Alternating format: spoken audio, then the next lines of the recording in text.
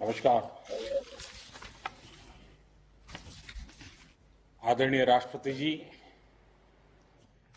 मंत्रिमंडल के मेरे सहयोगी रमेश पोखरियाल जी, संजय धोत्रे जी, इस सम्मेलन में भाग ले रहे सभी माननीय राज्यपाल, उपराज्यपाल सहित राज्यों के शिक्षा मंत्री, राष्ट्रीय शिक्षा नीति को आकार देने में मुख्य भूमिका निभाने वाले डॉक्टर कस्तूरीरंगन जी और उनकी टीम, अलग अलग विश्वविद्यालय के कुलपति, शिक्षाविद, देवियों और सज्जनों, सर्वप्रथम मैं माननीय राष्ट्रपति जी का आभार व्यक्त करता हूं।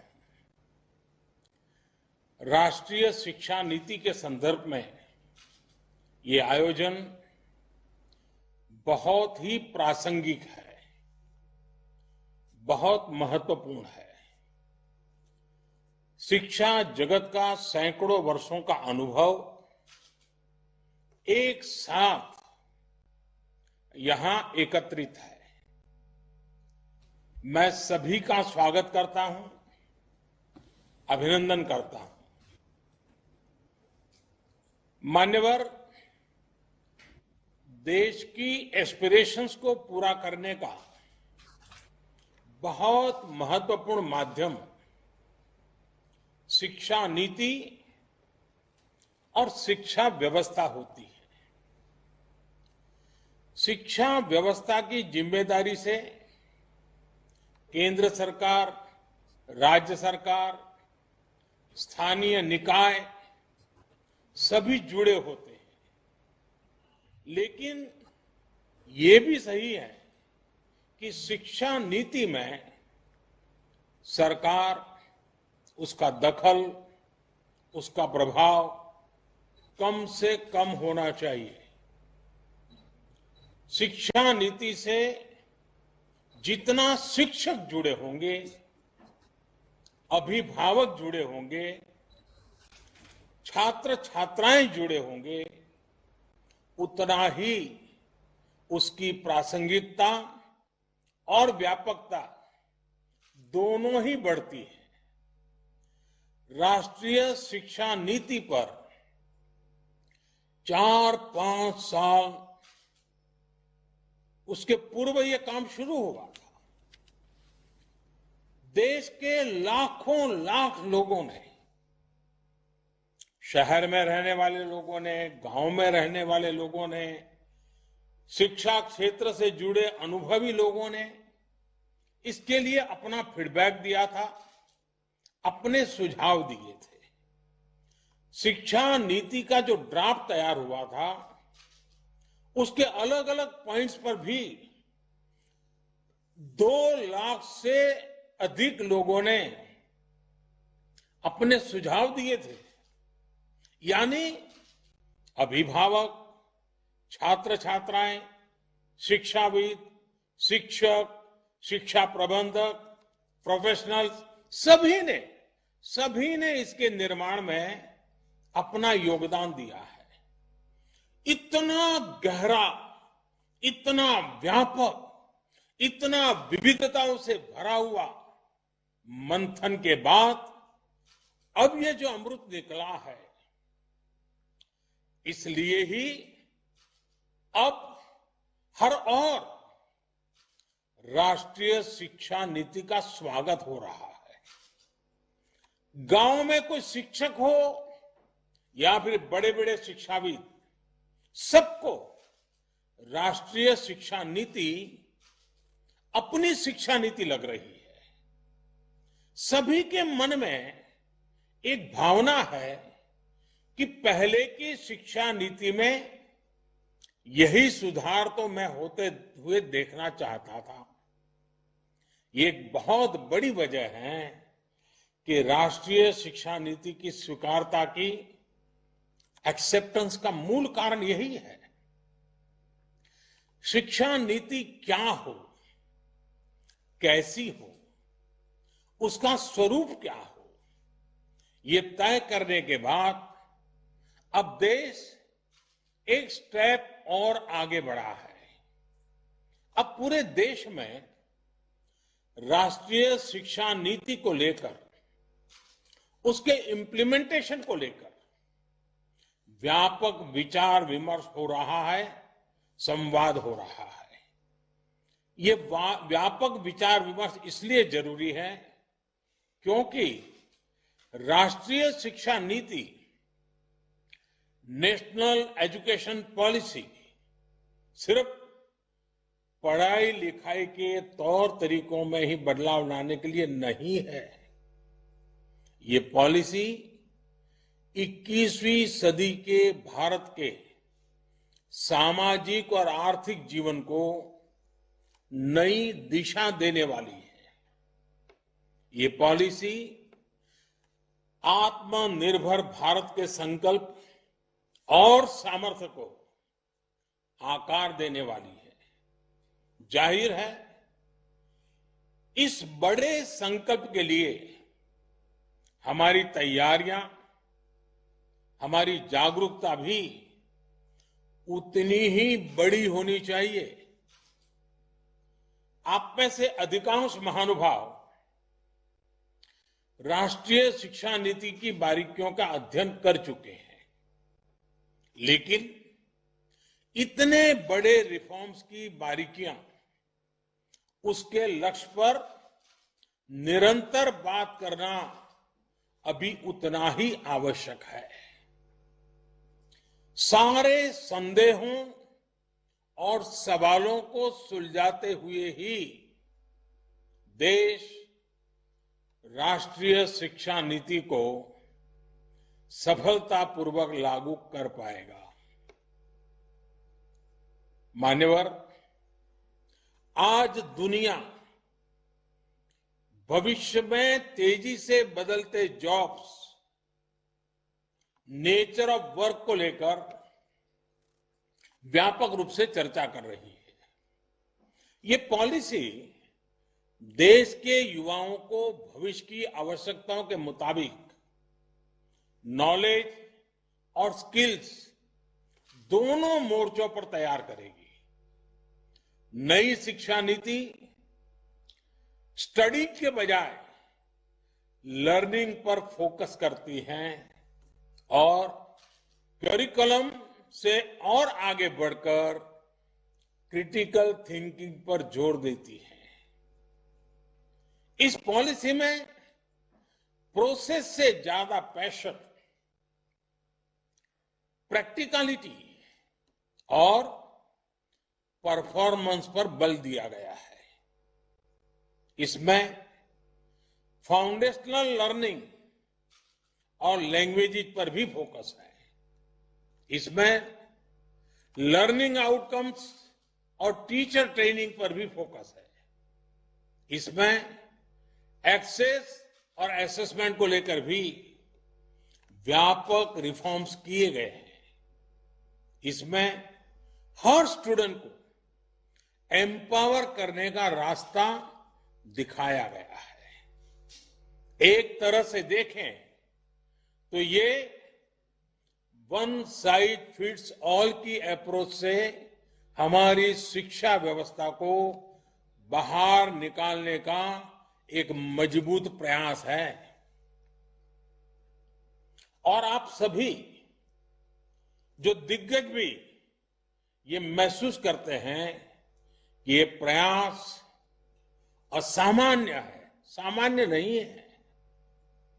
बीते दशकों से हमारे एजुकेशन सिस्टम में जो भी कमियां हमें दिखती थी, जो भी समस्याएं हमको लगती थी, उनको दूर करने के लिए विस्तार से इस पॉलिसी में चर्चा की गई है।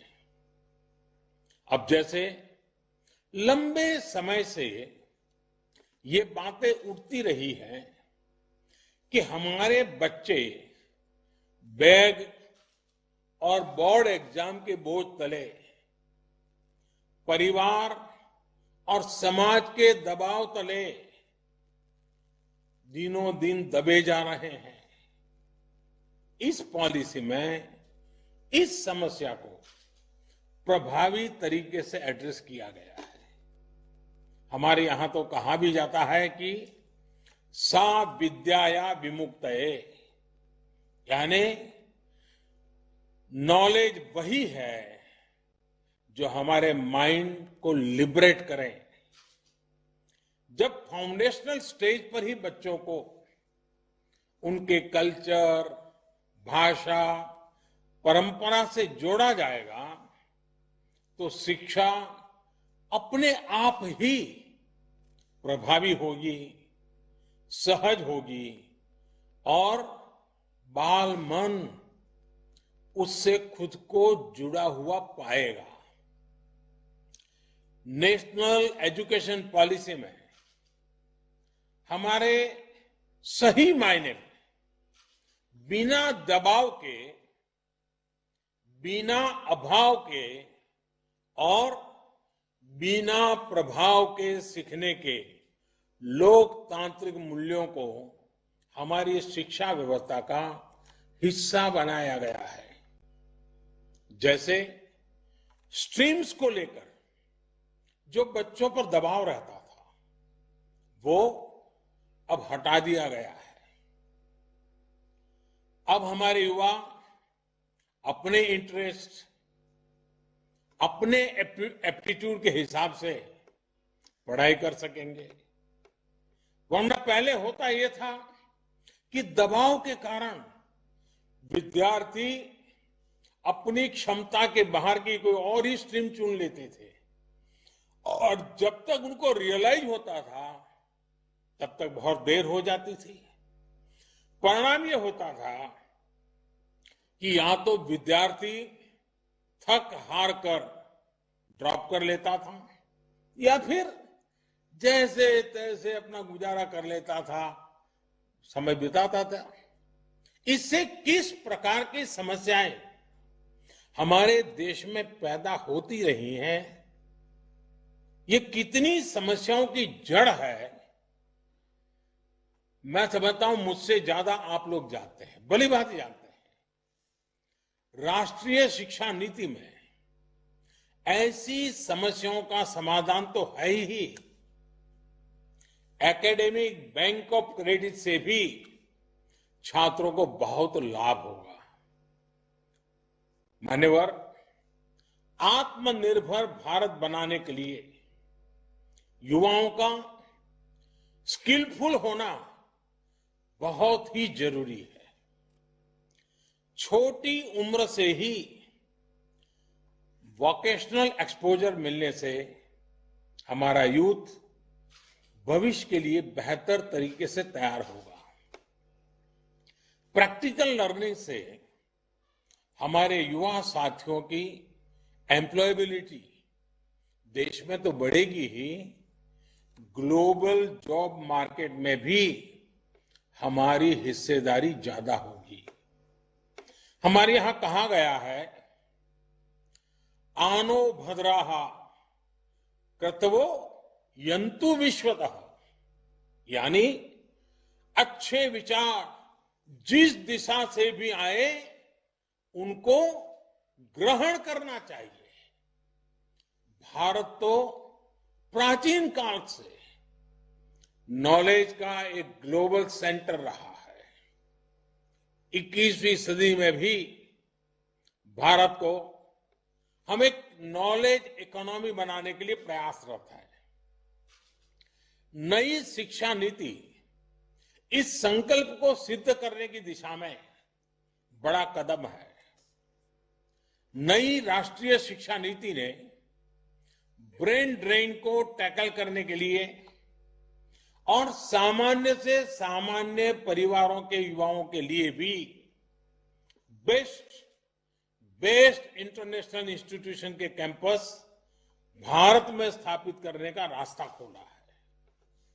जब देश में ही अंतर्राष्ट्रीय स्तर के टॉप कैंपस हो आएंगे तो पढ़ाई के लिए बाहर जाने की प्रवृत्ति भी कम होगी और हमारे अपने यूनिवर्सिटीज, कॉलेज भी ज्यादा कॉम्पिटिटिव हो पाएंगे। इसका एक और पहलू ऑनलाइन एजुकेशन भी है, जिससे पढ़ाई लिखाई के लिए लोकल हो या इंटरनेशनल हर प्रकार की सीमाएं समाप्त हो जाती है। मानिए, जब किसी भी सिस्टम में इतने व्यापक बदलाव होते हैं, जब एक नई व्यवस्था बनाने की तरफ हम बढ़ते हैं, तो कुछ शंकाएं आशंकाएं स्वाभाविक ही है। माता पिता को लगता होगा कि अगर इतनी आजादी बच्चों को मिलेगी, अगर स्ट्रीम खत्म हो जाएगी, तो आगे कॉलेज में उनको दाखिला कैसे मिलेगा, उनके बच्चों को कैरियर का क्या होगा। प्रोफेसर्स टीचर्स के मन में सवाल होंगे कि वो खुद को इस बदलाव के लिए तैयार कैसे कर पाएंगे, इस प्रकार का पाठ्यक्रम कैसे मैनेज हो पाएगा। आप सभी के पास भी अनेक सवाल होंगे जिन पर आप चर्चा भी कर रहे हैं। ये सवाल इंप्लीमेंटेशन से जुड़े ज्यादा है, जैसे इसमें करिकुलम डिजाइन कैसे हो पाएगा, स्थानीय भाषाओं में सिलेबस और कंटेंट कैसे तैयार हो पाएगा, लाइब्रेरीज को लेकर डिजिटल और ऑनलाइन कंटेंट और पढ़ाई को लेकर जो बातें इसमें रखी गई हैं, उन पर कैसे काम होगा। कहीं साधन संसाधन के अभाव में हम अपने लक्ष्यों से चूक तो नहीं जाएंगे। एडमिनिस्ट्रेशन को लेकर भी अनेक प्रकार के सवाल आप सभी के मन में स्वाभाविक रूप से होंगे। ये सभी सवाल महत्वपूर्ण भी हैं। हर सवाल के समाधान के लिए हम सब मिलकर के काम कर रहे हैं। शिक्षा मंत्रालय की तरफ से भी लगातार संवाद जारी है। राज्यों में भी हर स्टेक होल्डर की पूरी बात, हर राय को, फीडबैक को खुले मन से सुना जा रहा है। आखिर हम सभी को मिलकर ही तो तमाम शंकाओं और आशंकाओं का समाधान करना है। जिस प्रकार की फ्लेक्सिबिलिटी का विजन लेकर के ये पॉलिसी आई है, उसी प्रकार मैक्सिमम फ्लेक्सिबिलिटी हम सभी को भी इम्प्लीमेंटेशन को लेकर भी दिखानी होगी। ये शिक्षा नीति सरकार की शिक्षा नीति नहीं है, ये देश की शिक्षा नीति है। जैसे विदेश नीति किसी सरकार की नहीं, देश की विदेश नीति होती है, रक्षा नीति किसी सरकार की नहीं, देश की रक्षा नीति होती है, वैसे ही शिक्षा नीति भी कौन सरकार है, किसकी सरकार है, कौन बैठा है, कौन नहीं बैठा है, उसके आधार पर नहीं चलती है। शिक्षा नीति देश की ही नीति होती है। और इसीलिए 30 साल के बाद, बीच में कई सरकारें आई, 30 साल के बाद आ रहा है, क्योंकि ये सरकारों के बंधनों में बंधी हुई नहीं है, ये देश के एस्पिरेशन से जुड़ी हुई है। माननीय राष्ट्रीय शिक्षा नीति में तेजी से बदलते हुए समय को देखते हुए, भविष्य को ध्यान में रखते हुए व्यापक प्रावधान किए गए हैं। जैसे जैसे टेक्नोलॉजी का विस्तार गांव गांव तक हो रहा है, देश के गरीब से गरीब को, हर वंचित पिछड़े आदिवासी तक आधुनिक टेक्नोलॉजी पहुंचती जा रही है, वैसे वैसे इंफॉर्मेशन और नॉलेज तक का एक्सेस भी बढ़ रहा है। आज मैं देखता हूं कि वीडियो ब्लॉग के माध्यम से वीडियो स्ट्रीमिंग साइट्स पर अनेक युवा साथी ऐसे ऐसे चैनल चला रहे हैं, हर विषय की ऐसी बेहतरीन कोचिंग उपलब्ध करा रहे हैं जिसके बारे में पहले गरीब घर का बालक या बालिका सोच भी नहीं सकते थे। टेक्नोलॉजी तक होने वाली इस पहुंच से क्षेत्रीय और सामाजिक असंतुलन की एक बहुत बड़ी समस्या तेजी से कम होती जा रही है। हमारी जिम्मेदारी ये है कि हम हर यूनिवर्सिटी, हर कॉलेज में टेक्नोलॉजिकल सॉल्यूशंस को ज्यादा प्रमोट करें। मान्यवर, कोई भी सिस्टम उतना ही इफेक्टिव और इंक्लूसिव हो सकता है जितना बेहतर उसका गवर्नेंस मॉडल होता है। यही सोच एजुकेशन से जुड़ी गवर्नेंस को लेकर भी ये पॉलिसी रिफ्लेक्ट करती है। कोशिश ये की जा रही है कि हायर एजुकेशन के हर पहलू, चाहे एकेडमिक हो, टेक्निकल हो, वोकेशनल हो, हर प्रकार की शिक्षा को साइलो से बाहर निकाला जाए। एडमिनिस्ट्रेटिव लेयर्स को कम से कम रखा जाए, उनमें अधिक समन्वय हो। ये प्रयास भी पॉलिसी के माध्यम से किया गया है। हायर एजुकेशन के रेगुलेशन को भी इस पॉलिसी के जरिए और सिंप्लीफाई और स्ट्रीमलाइन किया जाएगा। ग्रेडेड ऑटोनॉमी के कंसेप्ट के पीछे भी कोशिश यही है कि हर कॉलेज, हर यूनिवर्सिटी के बीच हेल्दी कंपटीशन को एनकरेज किया जाए और जो संस्थान बेहतर परफॉर्म करते हैं उनको रिवॉर्ड किया जाए। अब हम सभी का ये सामूहिक दायित्व है कि नेशनल एजुकेशन पॉलिसी 2020 एनईपी 2020 की इस भावना को हम लेटर एंड स्पिरिट से लागू कर सकें। मेरा आप सभी से विशेष आग्रह है कि 25 सितंबर से पहले अपने राज्यों, केंद्र शासित प्रदेशों की यूनिवर्सिटीज में ज्यादा से ज्यादा इस प्रकार के वर्चुअल कॉन्फ्रेंस आयोजित किए जाएं।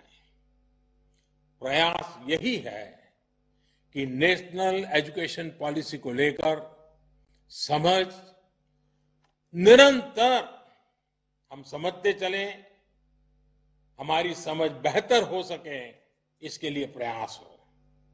एक बार फिर आप सभी को अपना समय निकालने के लिए मैं बहुत बहुत आभार व्यक्त करता हूं। मैं आदरणीय राष्ट्रपति जी का पुनः आभार व्यक्त करता हूं। आप सबको बहुत बहुत शुभकामनाएं।